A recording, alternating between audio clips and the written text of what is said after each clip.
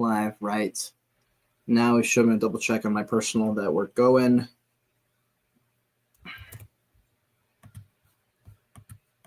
And we are good. Cool.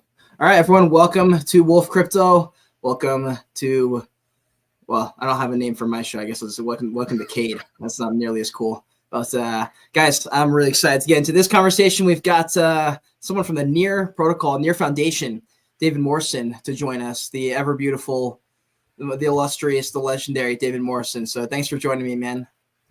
It's absolutely my pleasure, kid, every single time. You know, every time we meet, I think I get a little bit happier. You're always so positive.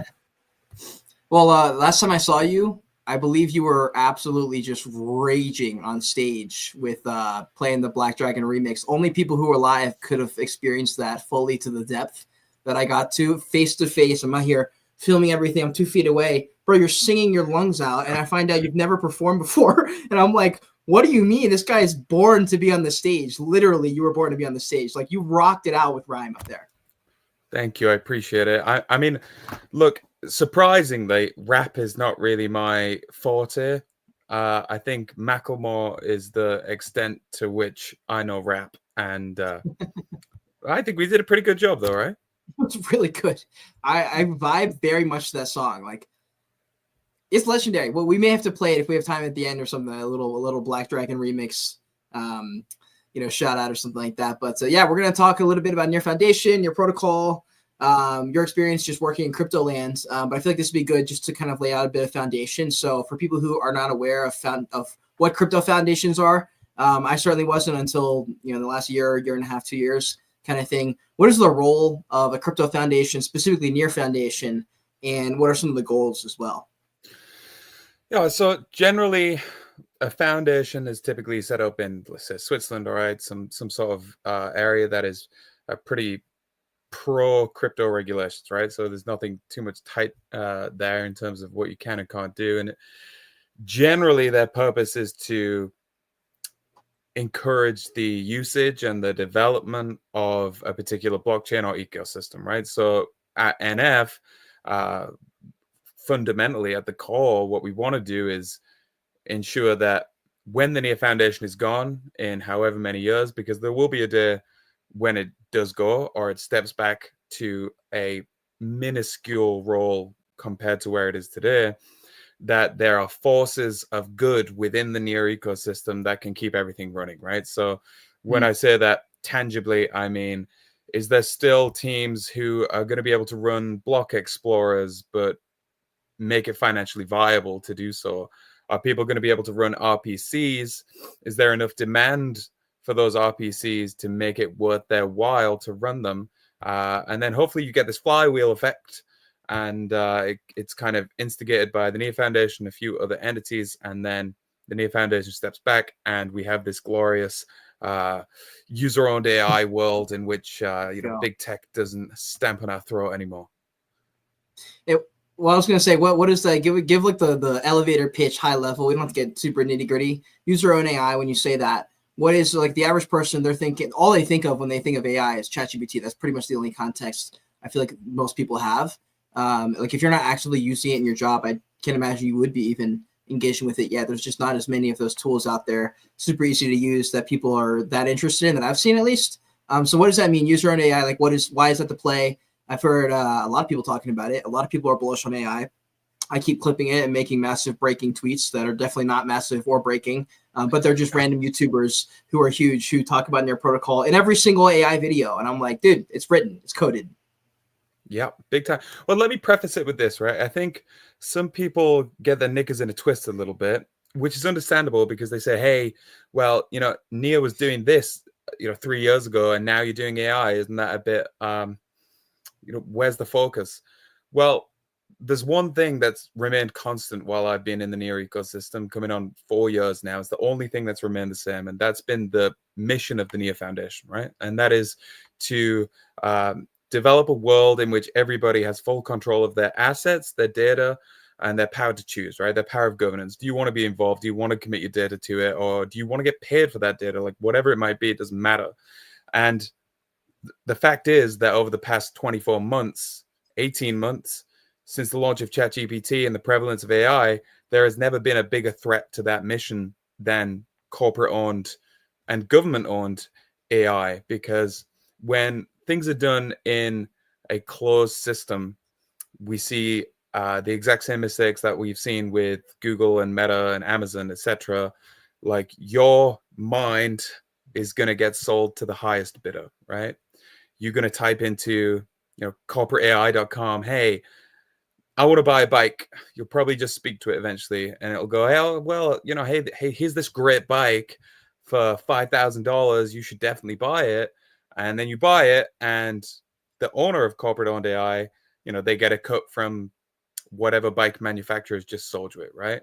But it goes way deeper than that. That's like from like the consumer level, super easy to understand and super basic to wrap your head around.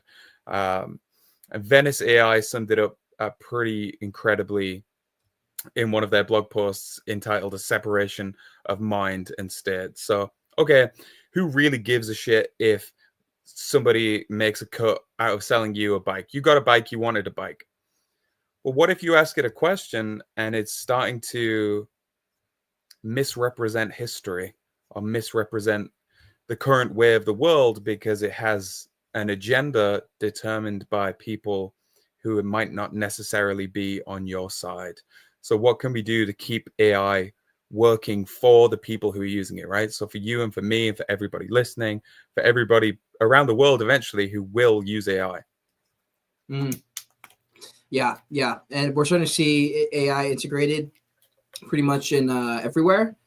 I know most of it's probably just fluff. It's probably just like a small, tiny AI empowered like chatbot, and they're tacking it into their thing. But it pretty much does lead me to assume that we're going to have a fair bit of it everywhere. So because of that, I think the prominence will only rise.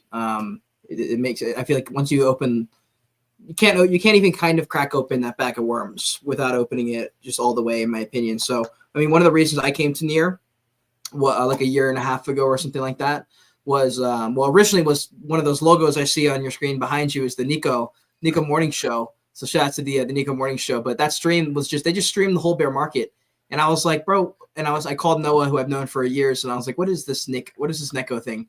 What is Near? And he showed me like just a little bit, and then I ended up watching a couple podcasts and interviews with Ilya and Alex, and that's actually what originally sold me. So I was like, oh, these are some gigabrains. And then I read about the AI and how they started as Near AI, AI is Near, things like that. And I was like, oh, you know what? I could totally see them coming back to this. Like, it makes sense to come back and circle back here and what's the word? Come full circle here. And I was like, I bet in a year, if we end up going into a raging bull market, there's no way Near is not an AI coin. I was like, it just makes sense. It's already at the top of CoinMarketCap. These things just make sense in my head. I'm glad that some of the stuff ended up coming to fruition.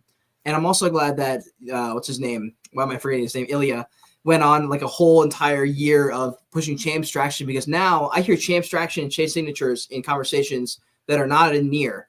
And it's just becoming a term that's widely used in crypto. And I'm like, okay, cool. We're making waves here. Just because we don't have like the Solana DeGen crowd doesn't mean we're not carving our own way out here. So I'm curious on your thoughts on how this past year of like marketing has been with Near Protocol, and kind of breaking into that world, doing some more DeGen stuff. We've got some launch pads that drop coins and things like that. Yeah, no, it's a privilege to talk about this, right? Because there's a lot of things that need to be said as well.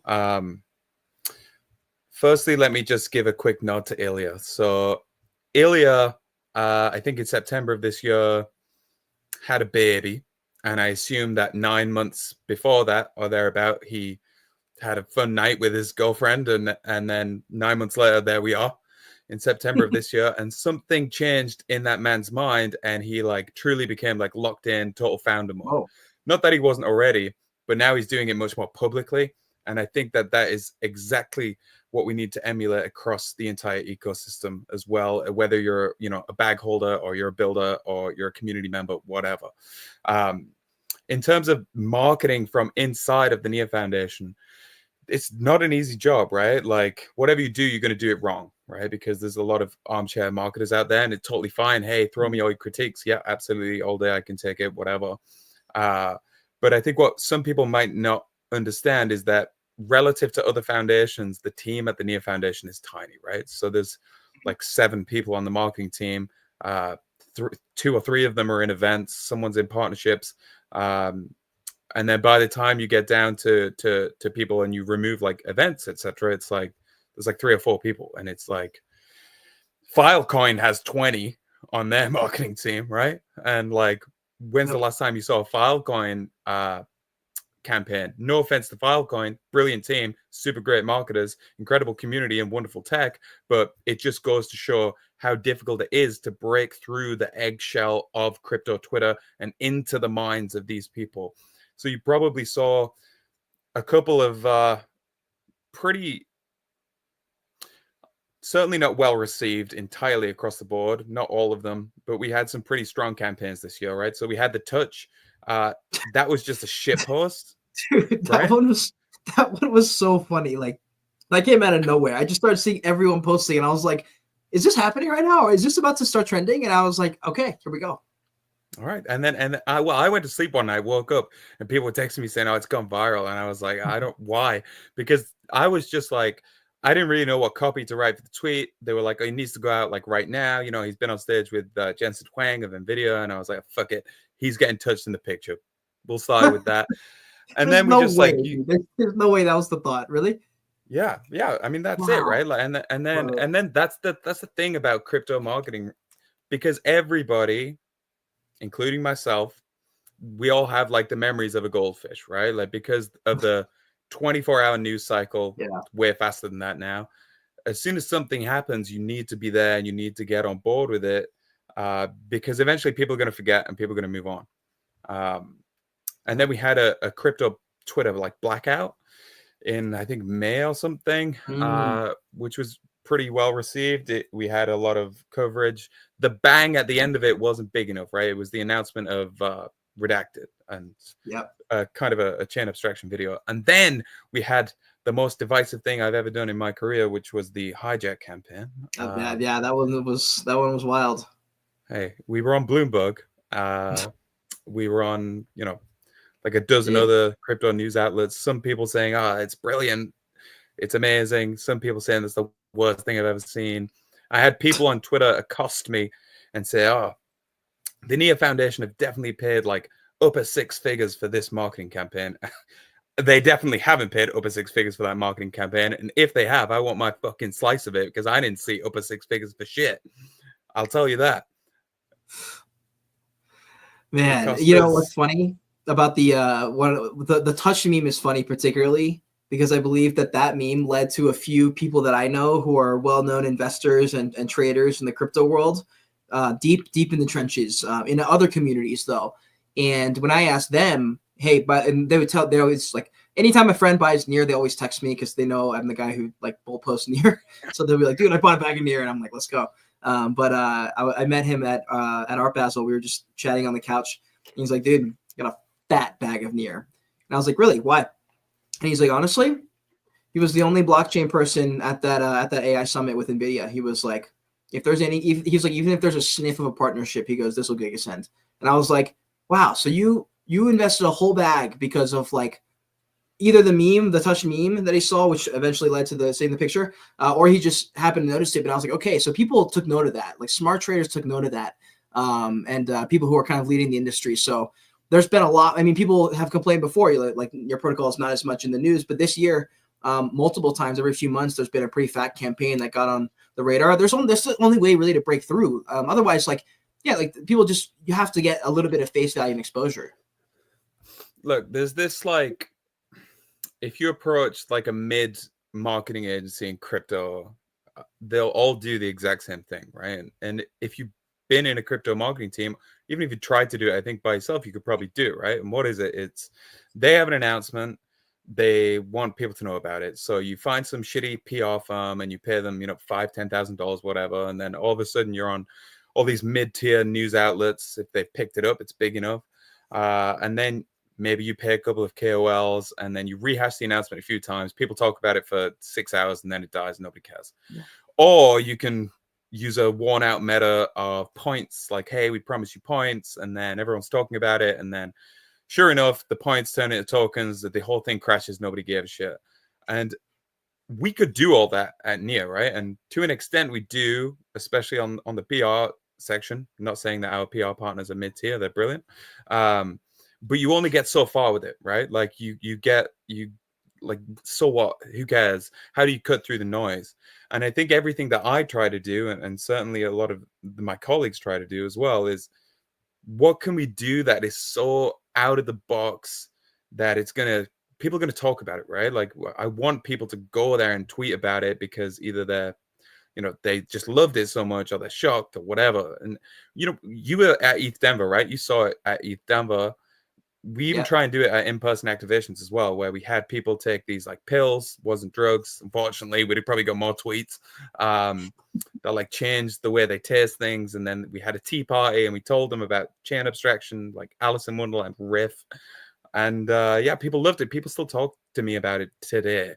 And I think that's what we shine at, and I think it's what we excel. But Yeah. it's becoming more difficult as the market goes up. Like it gets noisier. Yeah.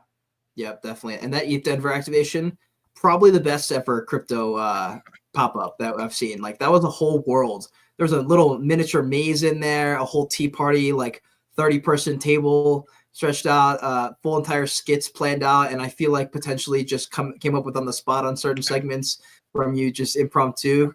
It was pretty fun watching that.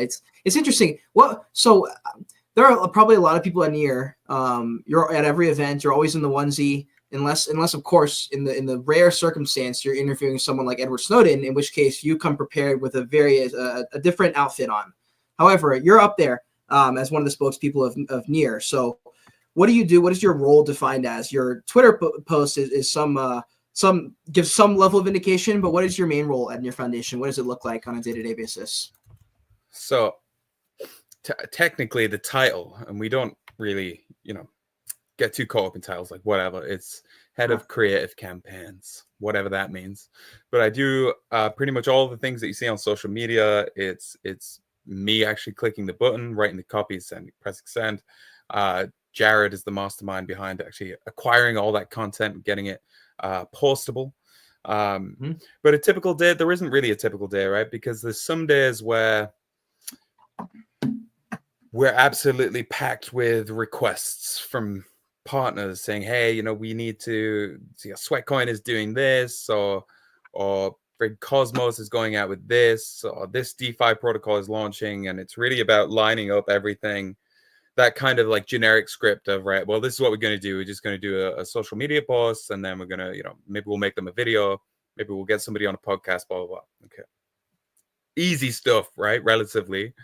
But then the part that I find the most joy in is when I sit down with the team, with Jared, whoever it might be, and they say, well, this is happening in 3 months' time.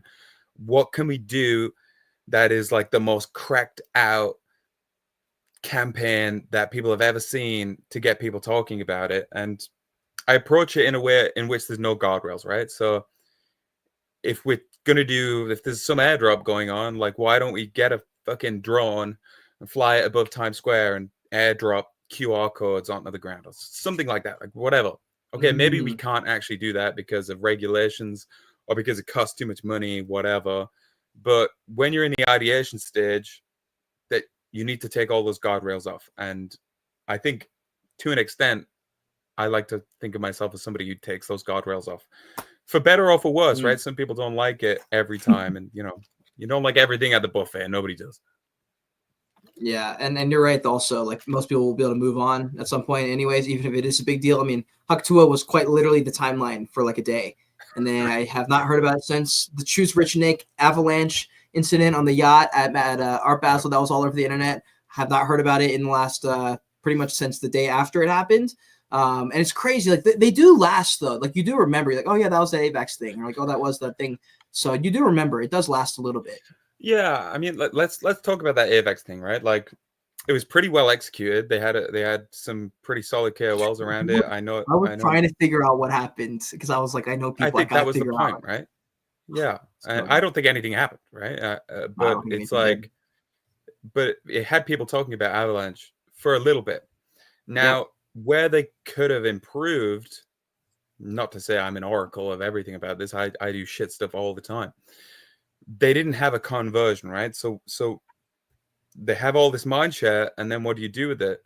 Well, with the hijack campaign, whether you loved it or hated it, the numbers didn't lie. Like, we got like a 40% increase in the amount of people Wow. applying to join the hackathon.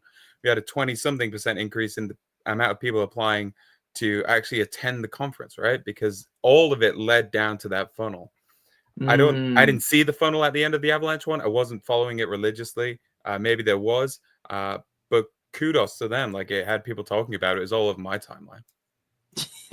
Yeah, it was so controversial because it was basically the thing people were deciding was like, was it too over the top from Choose Rich? Did he finally go over the top and do the bad Yeah. thing? And a couple Yeah. couple tweet responses that went viral, and everyone was like, well, I guess he flashed everyone, and that just became the assumption. And then see a couple of people tweeting opinions on stuff that's not facts, and it was pretty interesting. But yeah, that whole world is fascinating. The world of creative strategy. I bet there's someone watching and they're like, yeah, that'd be sick. I could totally do that. How does one even land a gig like that? Like, how do you prove yourself worthy of being able to say, let's make a huge bet on our whole brand on a meme or something like that? Like, how do you even get in this position? How did you get here? Yeah, that's a good question. I guess, do you want like the abridged version, or do you want the slightly longer? I'll take the slightly longer. We got time. All right. It's 2014.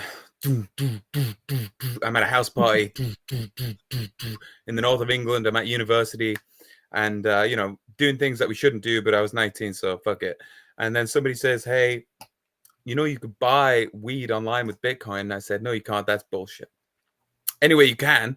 And then I was like super stoned for a few years, and then I went to university and actually stopped getting high for the entire time, and did my degree, and did my dissertation on Bitcoin, 25,000 Wow. words. It's a lot of bullshit, really boring, super technical, dull.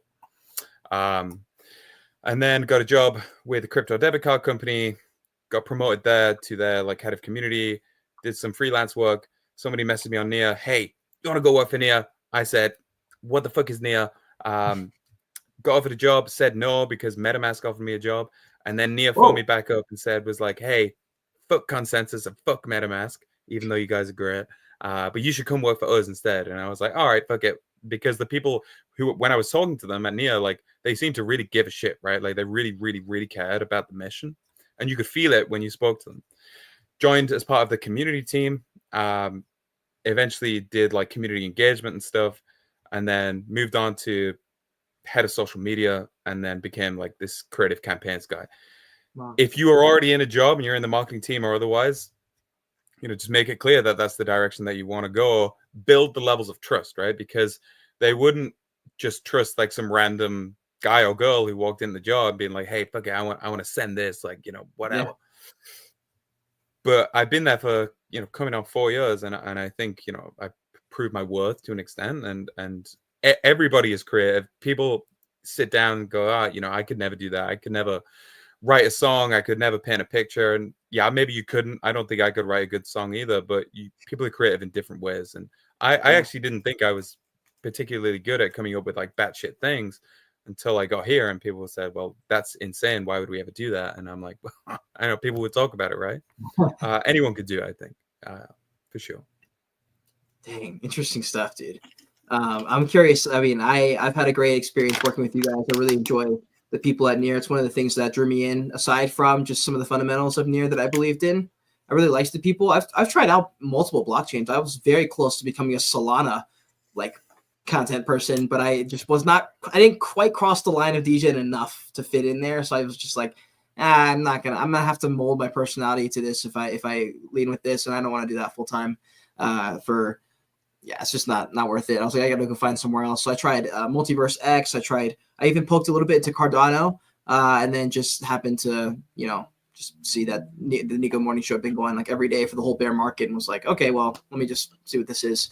But yeah, I've had a great experience. I mean, Jared, Olga, like all the people there are amazing, super nice people.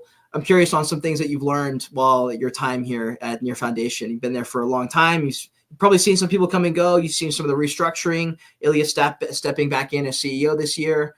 a lot of interesting stuff has happened. So I'm curious on some of the things you pulled away from it.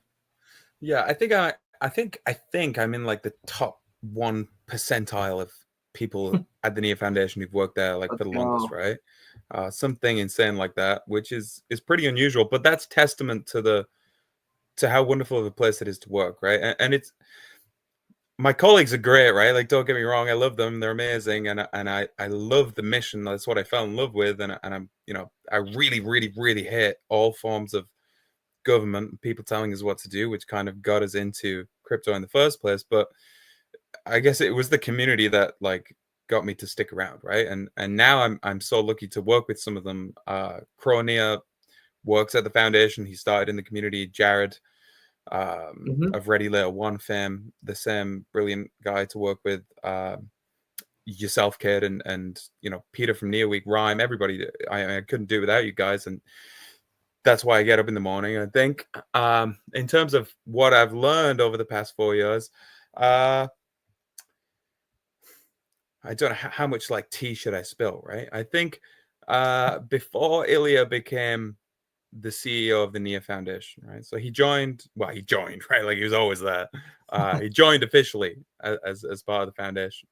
And then there was a restructure and a lot of my colleagues and a lot of members of staff that I worked with unfortunately had to go on to find pastures anew, but I think it was probably one of the best things that they could have done for the foundation itself and for the ecosystem, because we ended up in this position where I was working with people who like frankly like had never used a blockchain before, right? Like they'd never used ref finance, they'd never been rugged, right? They'd never used Uniswap, they'd never borrowed and lent money on Aave or Burrow. And it's like, I don't know, man. That's like trying to fucking sell toothpaste when you've never brushed your teeth. Like, how are you going to do it? It's like impossible to do. Yeah. And I think that we've kind of moved away from that level of like excess hiring and corporatism. Like, oh, well, this guy was good in Web 2. Let's just get him Right. on. And it's going to be totally transferable. And the fact is, it's not. It's not Mm-hmm. transferable in its entirety. We can sit here and talk about metrics and KPIs and all this shit all day, have meetings, do slideshows. But the fact is that in crypto and in Web3, you have to move and you have to move fast, right? And sometimes that means forfeiting the metrics and data that the suits would typically want to see. And it's a better way of working, I think. I think that the fast-paced environment it's really valuable for on a professional level. And the biggest lesson is, just ship it, right? Like Nike did it, but just do it. Like just ship it. Fuck it. Don't think too hard, because as soon as you think too hard, you talk yourself out of it.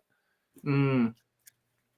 Yeah, that's interesting. I'm also curious on, you mentioned that you got into Bitcoin relatively early for reasons, and then ended up falling into crypto as a profession. What is your like? I guess your just like stance slash thesis position on Bitcoin, if you have any specifically, versus the rest of the crypto industry. Like, do you have? Are you like a Bitcoin bull where you're like, I never sell my Bitcoin. I always convert all profits into Bitcoin, or like, what's your position on it? If I never sold my Bitcoin, then we wouldn't be talking right now, because I'd be on an island somewhere, I'm sure. um, Bitcoin is a difficult one, right? Because if we're in the pub and we're having a few beers and we're talking about crypto, I will be like, well, Bitcoin, it's like a shit coin, right? Like, and what do I mean by that? I mean, if we like cut the bullshit away, a lot of the people that are in crypto are not here for the same reasons as, say, you or I, certainly a lot of my colleagues. Like, they're there to like make money, right? And there's nothing wrong with that. There's nothing wrong with that. By all means, yeah. If you see an opportunity to make money, go ahead, do it. Bitcoin's $2,000 today. Like, what are you going to get? You're not going to get that much out of it. I don't think there's that much juice left to squeeze. Certainly not like this cycle, right? I've never held particularly large amounts of Bitcoin for a long time. I've got a bit, right, just in case. But I wouldn't call myself like a super hardcore Bitcoin bull. When I was Got it. in crypto before Nia, then I was all in on ETH and Ethereum. I was a massive shill, Right. and I still think it's magical to this day. Were you shilling on crypto Twitter? Have you been like on the social media games and trenches that long? So in 2016, I made my first ever Twitter account that wasn't like a personal account, and it was an XRP Twitter account.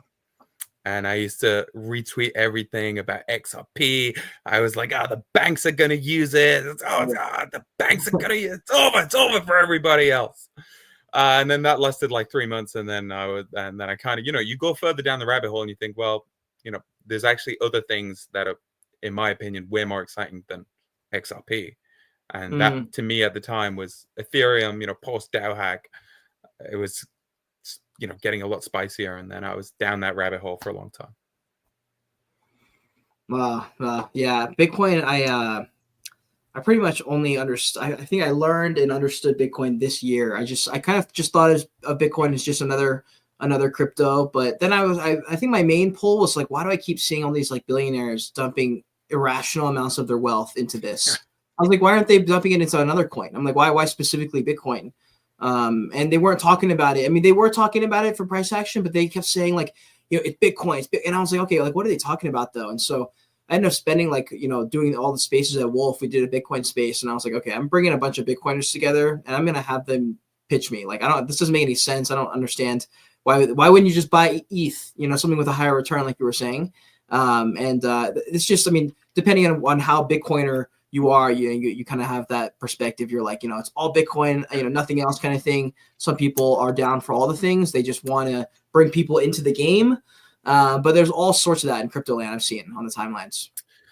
Yeah, like, look, let's say if I was like a Max Kaiser or Michael Saylor, or one of these like super hardcore, almost radicalized Bitcoin bulls, then quite clearly Bitcoin is the only option, right? You don't know who the founder is. It's probably one of, if not the most decentralized network possible. Has never gone down in its history. It had that block issue many, many years ago that was pretty swiftly resolved. And I can totally see how you could get sucked into it, particularly if you're like hyper libertarian, right? Because it's the inscription in the first Bitcoin block, and I'm paraphrasing, but it's like something December 2008, government on the verge of next bailout for the banks or some shit. And it's like, fucking hell, man. Like, yeah, that would fire me up. It fires me up today. I think that's like the coolest thing in the entire world. And if you want to go down the rabbit hole even further, you can talk about who is Satoshi, and it's like nobody really knows, but there's no way it's just one guy, at least in my opinion. But maybe it is also at the same time. Like, you're never going to have 100% certainty either way.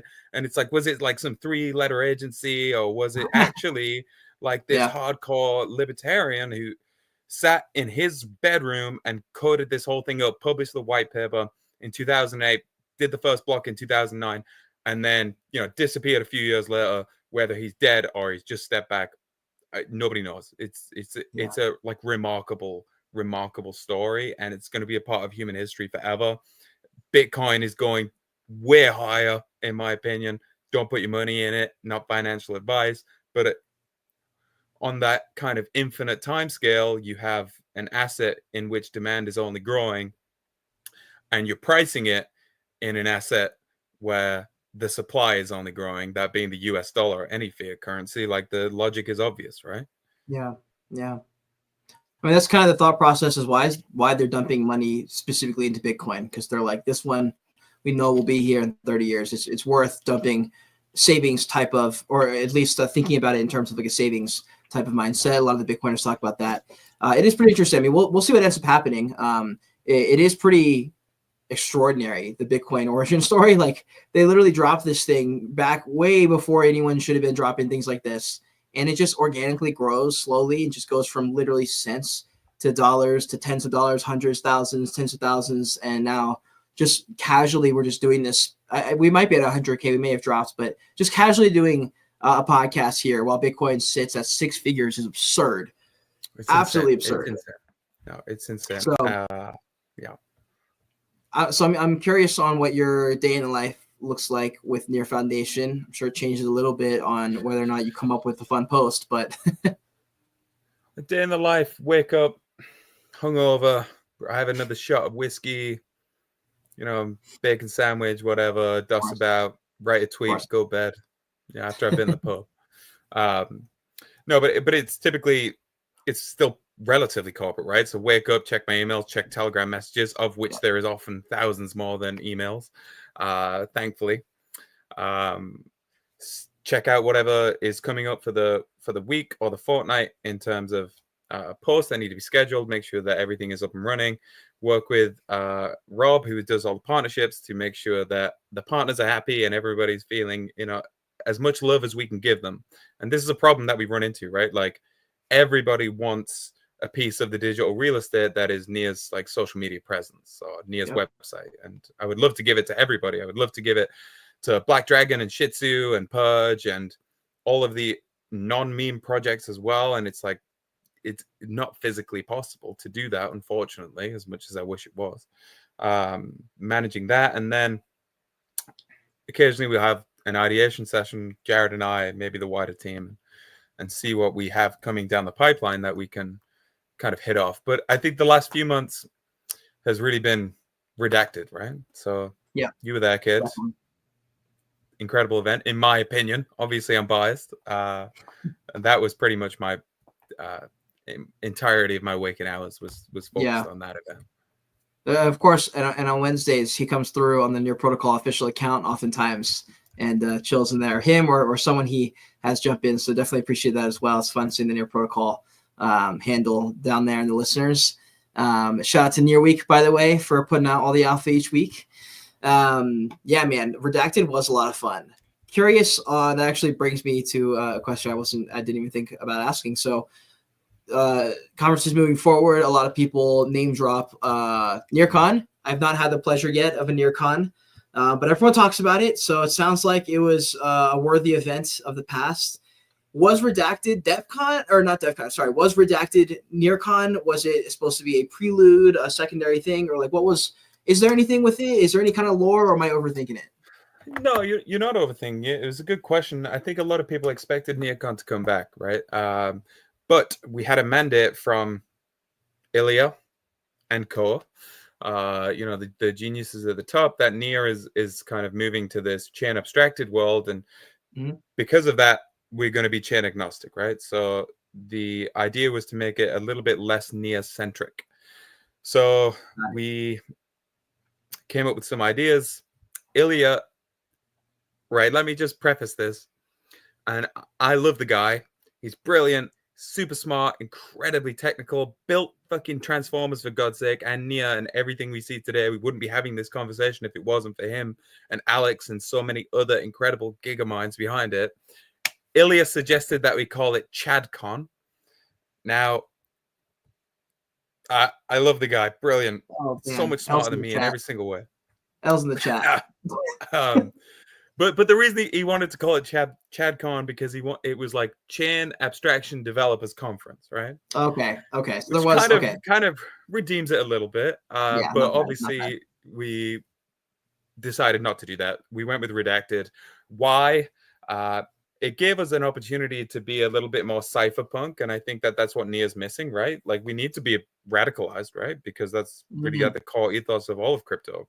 We're only here for a reason, right? And that's a big fuck you to big tech corporations and governments who want to control everything that you do. So it gave us an opportunity to do that, and it also gave us this kind of creative angle where you can say, well, hey, every blockchain that you're using right now is going to eventually be redacted, right? Because it's going to be abstracted away and it's going to be removed from the site of the user. And there was a lot of these types of kind of strings we could attach to it. And then we rolled with it, and I think it went pretty well, right? We had a wonderful turnout. Edward fucking Snowden talked about it, and then he tweeted about it, right? Like, what more can we ask? Let's go. Yeah, the branding was on point. I really liked the branding. A lot of the companies that are building on Near were also at that event, which was nice to see those popping up and to see those brands with their pop-up slots. That was cool to see. And then, yeah, some great speakers. I met some very interesting people, actually. There were some very reputable people just chilling that you would not have expected. I met the head of partnerships at like Gate.io, or I don't even know. There was like Yeah. 3 or 4 different people where I was like, dude, what are you doing here? Like we were at like some random side pool party, or like some place we weren't even like at like a specific near event. It was just like somewhere like we're sitting at a table or something, and someone walks up. He's like, oh yeah, like I own this company. We do like all these crazy things. And I'm like, bro, this is what's lit about these crypto conferences. It just attracts people who have a winning mentality or have a hey, I want to do something. I think about the world differently. Like I feel like those are the only people who bother coming to crypto conferences this early. I mean, I still don't have anyone texting me about Bitcoin or crypto. So like retail Yeah. is still largely not here in my opinion. So that's pretty insane to me that we're having such big turnouts, and money flowing around and excitement when it feels like we're at I mean, we pumped quite a bit, but I'm just sitting here. I'm like, dude, we're nowhere near the kind of euphoria I remember from the last cycle. So either we just like gonna putter out or we're about to have Giga End or something. Yeah, no, I have a friend who is my personal cycle top indicator, and the second he texts me, then then we'll So we'll take we'll it's time to rebalance start that flowing out. portfolio a bit, I think. Yeah. Oh man, well hopefully everyone gets the group chat. You're like David's like, hey guys, it's time to start scaling out of here. So start taking out I'll tweet 10% it. every couple of weeks. Yeah. You'll call the top. I love it. I love it. Okay, so before you were in crypto world and doing all these things, what was like your mentality towards the world, I guess, as like you're a younger guy, like high school years, something like that. What was your mentality towards? Were you trying to work? Were you excited to get out in the world? Were you just being a degen, or where were you at? I mean, that's a good question. I've never been asked that question before. I'm a deep I guy. guess I kind of came from like a super working class town in the north of England, right? There's nothing here. There's Mm, there's nothing at all, right? It's not like Miami, New York, LA, San Francisco, Dubai, Singapore, whatever, Bangkok, like. mm, And then all of a sudden I find myself working with all these people who live in these, to me, exotic places, and it's just like a wake up call of kind of what more there is out there.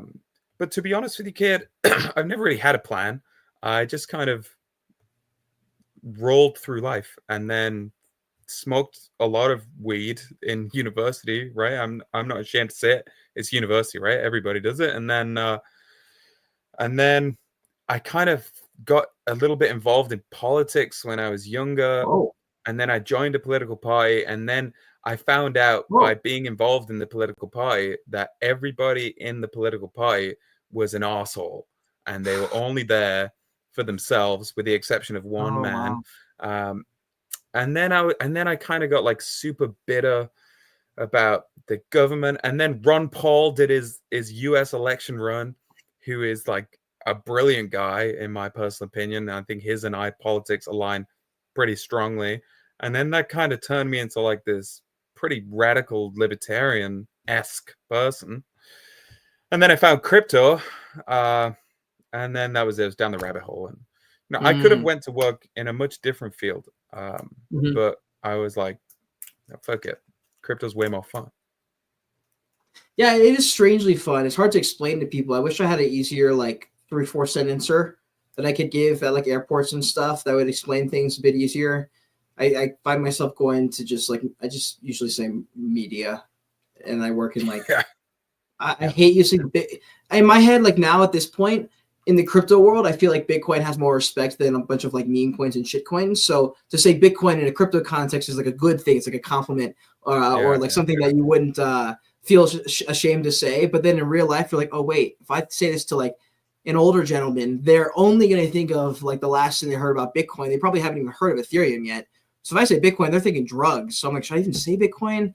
So a lot of times I just say, yeah, finance, media, stuff like yeah, that. We do some live content and post on and then I'm just like X, like they don't know X. I'm like, they don't yeah, even know Twitter. I'm like, it's on social. I'm like, this is so hard to explain to yeah. people. Do you have anyone in real life around you? You mentioned that not a whole lot to do where you grew up. Are you still in the same area? Like, do you have people around you in real life that are in this world, or not really? Yeah, of course.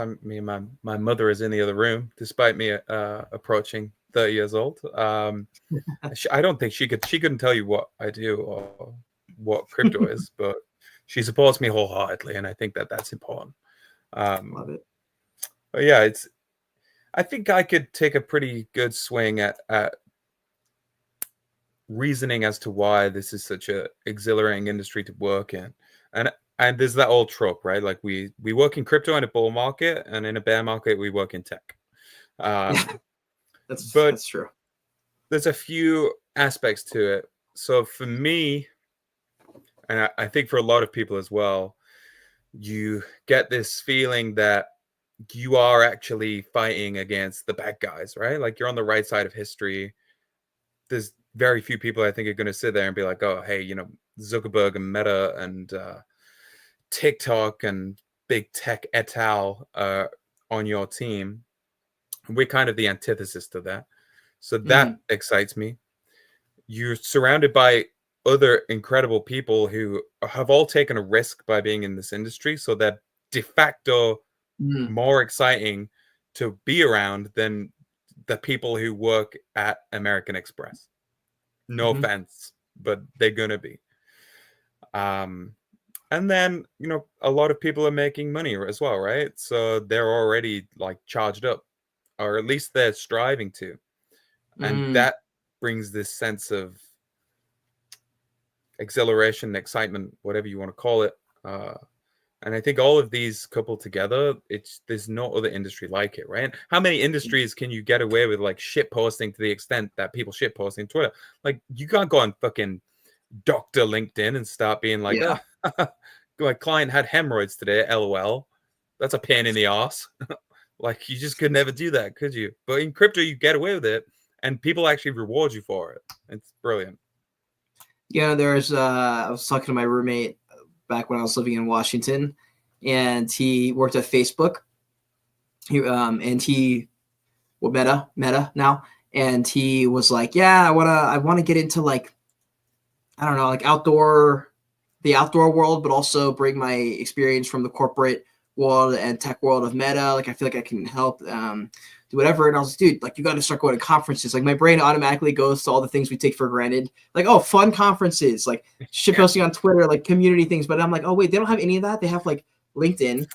And then they have like corporate conferences where everyone like from their company just kind of sticks together, but they're not interested in like growing on social media. So there's no like social benefit that can be compared to crypto, where there's mass upside to being at these conferences and getting a selfie with someone so that you can tweet about it later. There just doesn't exist that level of like camaraderie, I guess, that glue that holds it together of like you're right, like hey, we're against the establishment. Let's fight them together and buy your protocol and buy Bitcoin and stuff like that.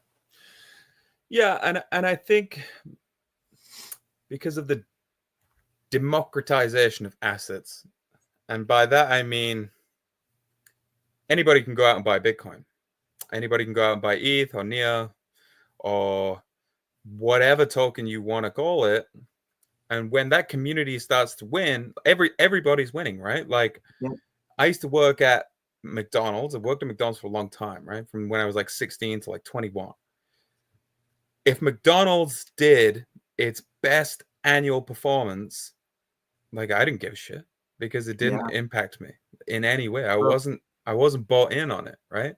Maybe the suits at the top with stock options were, but I wasn't about to spend my meager salary on a fucking McDonald's stock for the chance that it might go up 5% next year. Like, I can't be part of the winning team because I'm priced out. That is super interesting. Yeah, that's one thing I've heard a lot is I can't buy, it's too late. And it's just so hard to know because you're betting that it goes up next cycle. Because you look at every single past cycle and it dwarfs the past highs. I mean, we are so far past all-time highs of last cycle, it's ridiculous. And we haven't even started, it feels like. And so, yeah, if you believe that, and I feel like every cycle you get nervouser and you get more and more nervous that like, oh crap, this is the one where everything falls apart and the Ponzi unravels and everyone walks out and realizes everybody was swimming naked the whole time, kind of thing. That's why I'm glad that some of the fundamentals of Bitcoin are the way they are, so you don't have to wonder every time you have that fear. You can always go back to the fundamentals of Bitcoin. And I'm glad that it's doing a great job leading the way. There's a bunch of spokespersons that are doing a great job leading Bitcoin conversations, and then people find their way into the crypto world too, and find there's a lot of fun to be had on this side of things. So from Near Protocol side of things, what are some things you're looking forward to?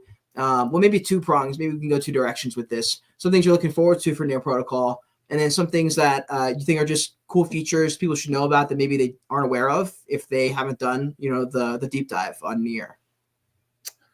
Yeah, that's a good question.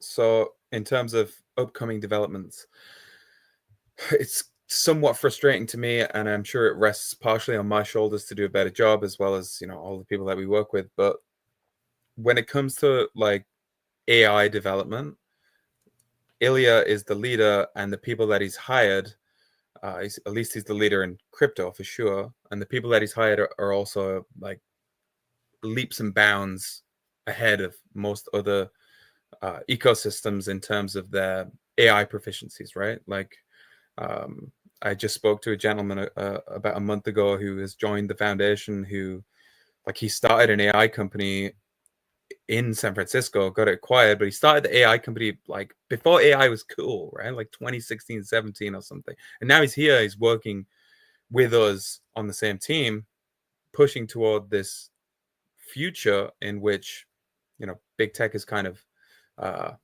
of the game, so to speak. Yeah. So in terms of what's coming up, there is a lot in the pipeline in regards to AI, particularly over the next kind of 2 months. I don't think it's going to slow down too much over the Christmas period.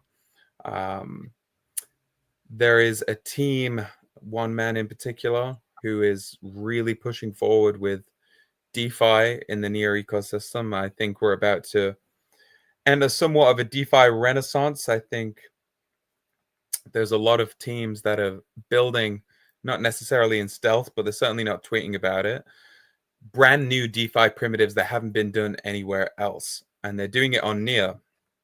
Why have they chosen to do it on Near? We haven't just put our hands in our pockets and give them a big fat stack of cash or tokens. The fact of the matter is that there's some things that can only be done on Near, right? And I'll give you an example of it. Account Fi. Because of the way that Near's account model was built from day one, it's technically possible to trade accounts, right? So I can trade you davidmoore.near with all of my tokens in, right? So it's got all of my, ABG, Purge, Black Dragon, Shih Tzu, Nico, whatever. No ear. Those guys have been killing it on social. Those guys are hilarious. Those guys are cracked out. I could actually technically sell you this account, and through the power of smart contracts and Near's account model, you'd be able to not just buy the handle of davidmoore.near, but everything that's attached to it, right? And this presents some pretty difficult questions, right? Because last year, soulbound tokens were all the rage. Like, hey, you can prove your identity. You'll have a soulbound token dropped into your wallet. You can't transfer it out, but it makes it so everybody knows you've passed KYC on this exchange or blah, blah, blah, blah, blah. Well, what do you do about that right now? Like, I could buy that account off you, and it's going to come with that soulbound token. There's a lot more primitives around Bitcoin that are about to emerge on Near. There's not only competition outside of the Near ecosystem, but inside the Near ecosystem as well. There's competition brewing, which is amazing to see. If you haven't checked out Near yet, there's a reason that it's growing at the pace that it's growing at, and I think it has a lot of incredible features that simply aren't available elsewhere. So the account model, Bo and Wang and the team at Near One have built out an incredible protocol, right? It's had 100% uptime. It's never gone down. It's managed the world's largest airdrop, or one of them, with Sweatcoin, and that was years ago. And now they're continuing to implement the vision of Nightshade, which is Near's sharding architecture. And theoretically, there's an unlimited amount of shards that can be produced as the network grows, so long as we have the validators to accommodate them. And that means a staggering amount of throughput and scalability. And I don't think that any other blockchain is there yet. Solana have chosen a different scaling approach, right? They scale vertically rather than horizontally. Just get the best hardware, rely on, what is it, Moore's Law, and it's working out for them for now. I hope it continues to. But Near have just chosen a different approach, and I think that approach is going to win out in the end. Not to say that this is a one-horse race.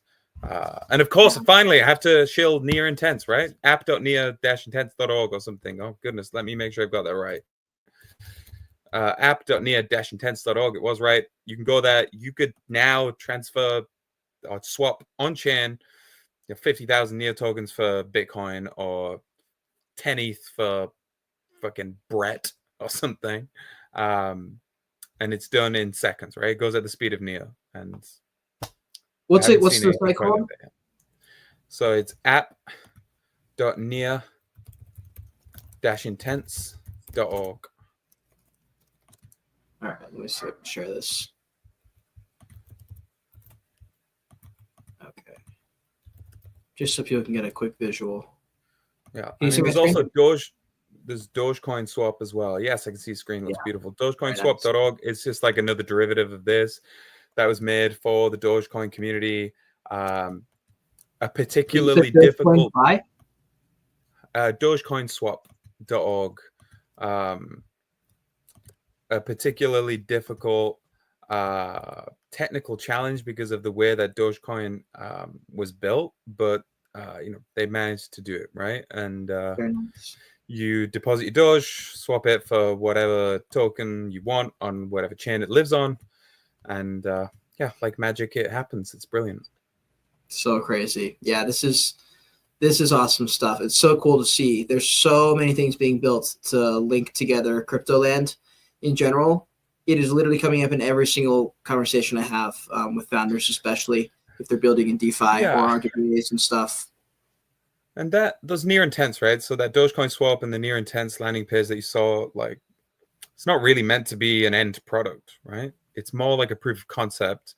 Yeah. And it's showing to potential DeFi builders like, hey, you could integrate this into your tech stack of whatever brilliant DeFi protocol you're developing. And I think we'll see some of that with Infinex next year.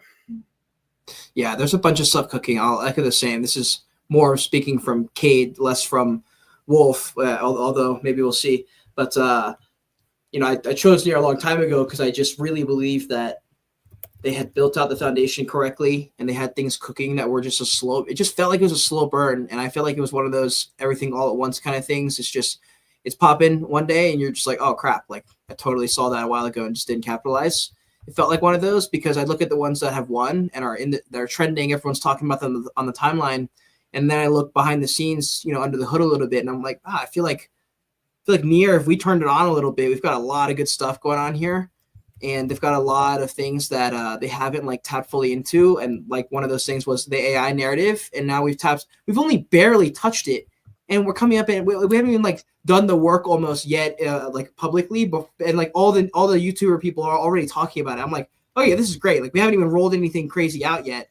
We've just done a couple AI Asian coins, some big announcements, a couple different swaps, and some things just in the last less than 1 year, and so much conversation around it. And there's already going to be so much FOMO. I've spoken with companies that are their whole business model is built on the fact that they know that companies have no idea the language or the use case of how to use AI. They want to add it in, but they don't know how. And it's just going to be such a massive just run up. I mean, the ChatGPT run up was absolutely absurd when it first came out. And I just feel like that's nothing compared to what we've got coming out, especially when we start tying in products and these robots coming out. I'm seeing all sorts of stuff, these weird apps that are coming, and it's going to be wild. Like some of the AI videos that you've seen. I don't know if you saw the one of me having a fist fight with Ilya. They're pretty crazy. I did. No, it's crazy. And look, like they look kind of shitty now, right? But I remember when those image generation tools first came out, properly came out, and it couldn't make a hand, right? Or that Will Smith video where he's eating pasta and then goes crazy. That went around the internet for a while, and now it's completely different. It's so much better, and we kind of have this. It's going to be like hockey stick, right? Slowly, then all at once. it's going to be completely wild. It's terrifying, but it's also incredibly exciting at the same time. Absolutely. See Zach in here. Shout out to the 10-bot DAO. Not sure if anyone saw, but Seuss did a brilliant demo video of Near Intense. Oh, perfect. Okay, well, next time we do the stream, shout out, by the way, to the 10-bot DAO. But yeah, that was a lot of fun out there in Thailand.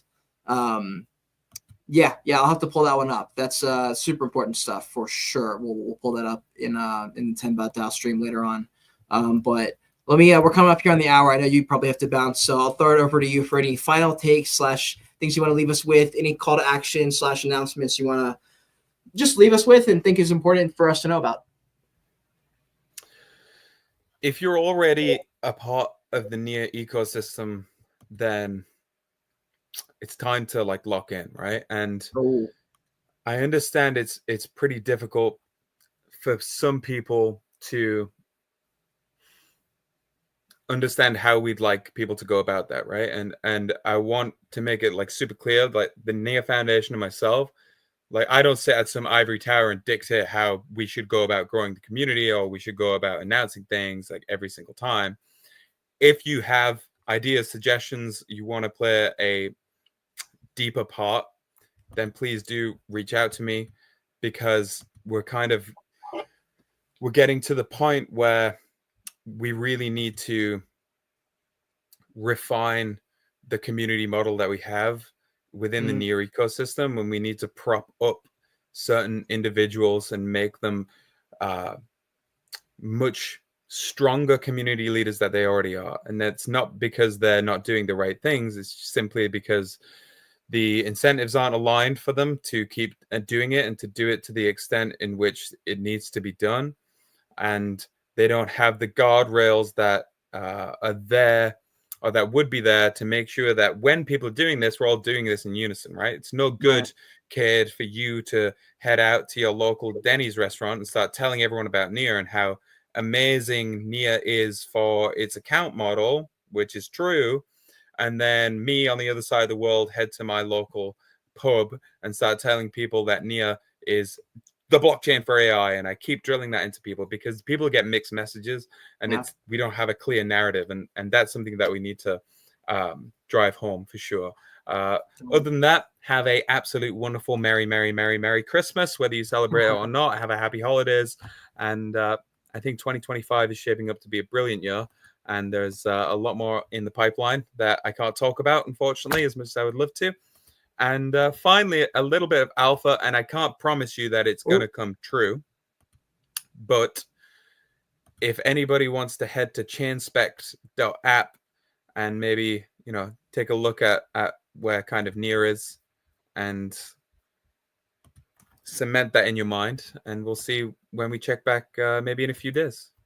Should I pull this up just so people can find this? Yeah, hit launch dashboard. So this is kind of measures how fast blockchains are, right? How much TPS they've actually handled, as well as theoretical TPS. You can see Near in there in 5th position with a max recorded TPS of 1,080.